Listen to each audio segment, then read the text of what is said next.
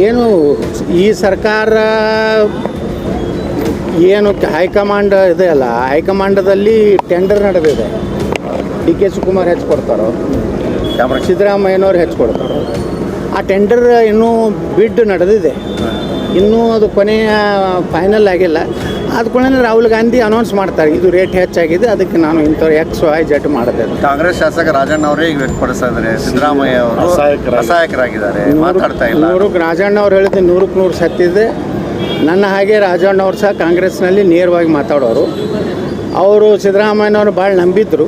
ಇವರು ಒಬ್ಬರೇ ಅಲ್ಲ, ಭಾಳಷ್ಟು ಸಿದ್ದರಾಮಯ್ಯ ಫಾಲೋವರ್ಸ್ ಬಳಿ ಈ ಒಂದು ಭಾವನೆ ಬಂದಿದೆ. ಒಂದನೇದ್ದು, ಸಿದ್ದರಾಮಯ್ಯನವರು ಮೊದಲಿನ ಸಿದ್ದರಾಮಯ್ಯ ಇಲ್ಲ, ನಂಬರ್ 1. ಇದನ್ನು ವಿಧಾನಸಭಾದಾಗ ಹೇಳಿನಿ. ಎರಡನೇದ್ದು, ತಮ್ಮ ಫಾಲೋವರ್ಗಳ ರಕ್ಷಣೆ ಮಾಡ್ತಾಯಿದ್ರು. ಮೂರನೇದ್ದು, ಅವರು ಸಿದ್ದರಾಮಯ್ಯನವರು ಏನೋ ನಿರೀಕ್ಷೆ ಇಟ್ಟಿದ್ರು ಜನ, ಆ ರೀತಿ ಸರ್ಕಾರ ಕೊಡಲಿಲ್ಲ. ಇದು ಮೂರರಲ್ಲಿ ಸಿದ್ದರಾಮಯ್ಯನವರು ವಿಫಲರಾಗ್ಯಾರ.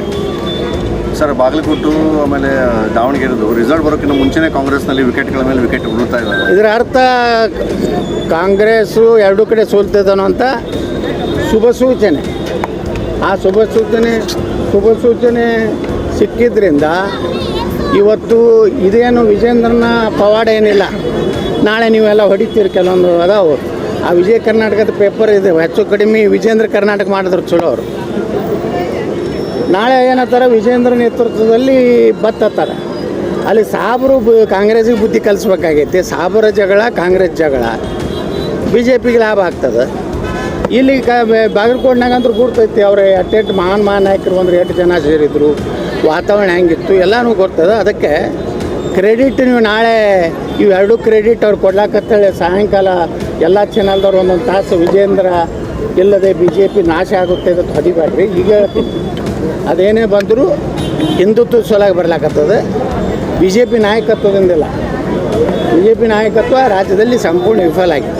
ಈಗ ಮಹಿಳಾ ಮಸೂದೆಯನ್ನು ವಿರೋಧ ಮಾಡಿದ್ರು ಸರ್. ನೋಡ್ರಿ, ಮಹಿಳೆಯರ ವಿರೋಧಿಗಳದಾರ ಅನ್ನೋದು ಇಡೀ ಜಗತ್ತಿಗೆ ಗೊತ್ತಾಯ್ತು. ಕಾಂಗ್ರೆಸ್ ಅಂದರೆ ಮಹಿಳಾ ವಿರೋಧಿ. ಇದು ನಾವಿದ್ದಾಗನೇ ಅಟಲ್ ಬಿಹಾರಿ ವಾಜಪೇಯಿ ಅವರು ತರಬೇಕು ಮಹಿಳಾ ಮೀಸಲಾತಿ ಅಂದಾಗೂ ಸಹ ಕಾಂಗ್ರೆಸ್ಸು, ಮುಲಾಯಂ ಸಿಂಗ್ ಯಾದವ್, ಲಾಲು ಪ್ರಸಾದ್ ಯಾದವ್ ಎಲ್ಲರೂ ವಿರೋಧ ಮಾಡಿದ್ರು. ಸುಮ್ಮನೆ ಏನಾರು ನೆಪ ತೆಗಿದ್ರು. ನೋಡ್ರಿ, ಈಗ 850 ಸೀಟ್ ಆಗಿದ್ದರೆ 33% ಸುಮಾರು 260-70 ಜನ ಮಹಿಳೆಯರು ಹೋಗ್ತಿದ್ರು. ಇವತ್ತು ಬಸವಣ್ಣವರು ಸಮಾನತೆಯನ್ನು ಸಾರಿದಂಥವ್ರು. ಇವತ್ತೇನಾದರೂ ದೇಶದಲ್ಲಿ ಮಹಿಳೆಯರಿಗೆ ಮೋಸ ಮಾಡಿದಂಥವ್ರು ಯಾರಪ್ಪ ಅಂದರೆ ಕಾಂಗ್ರೆಸ್ಸು, ರಾಹುಲ್ ಗಾಂಧಿ, ವಿದೇಶಿ ಇಟ್ಲಿ ಹೆಣ್ಮಗಳಾದಂಥ ಸೋನಿಯಾ ಗಾಂಧಿ. ಈ ಹೆಣ್ಮಗಳಿಂದ ಈಗೇನು ನೈತಿಕತೆ ಇದೆ ಕಾಂಗ್ರೆಸ್ ಮಹಿಳಾ ಘಟಕಗಳಿಗೆ? ಮಹಿಳಾ ಲೀಡರ್ಗಳು ಏನಾದಾರ ಕಾಂಗ್ರೆಸ್ನಾಗ ಏನು ನಾಚಿಕೆ ಇದೆ ಅವ್ರಿಗೆ? ಎಲ್ಲ ರಾಜೀನಾಮೆ ಕೊಡಬೇಕಾಗಿತ್ತು ಅವ್ರಿಗೆ. ಅಷ್ಟು ಮಹಿಳೆಯರ ಒಂದು ಮಹಿಳೆಯರ ಅಂದ್ರೆ ಏನು ತಿಳ್ಕೊಂಡಾರೆ, 2,000 ರೂಪಾಯಿ ಕೊಟ್ಟರಾಯ್ತು, ಫ್ರೀ ಪಾಸ್ ಕೊಟ್ಟರಾಯ್ತು, ಅದಕ್ಕೆ ನಮ್ಗೆ ಓಟ್ ಹಾಕ್ತಾರೆ ಅನ್ನೋಂಥ ಏನು ಕಲ್ಪನೆ ಇದೆಲ್ಲ ಮುಂದಿನ ವಿಧಾನಸಭೆ ಲೋಕಸಭೆದಾಗ ತಿಳಿಸ್ತಾರೆ. ಇದೇನು ನರೇಂದ್ರ ಮೋದಿಯವರು ಹಿನ್ನಡೆ ಅಲ್ಲ, ಇದು BJP ಹಿನ್ನಡೆ ಅಲ್ಲ, ಇದು ಹಿನ್ನಡೆ ಕಾಂಗ್ರೆಸ್ಸಿಗೆ.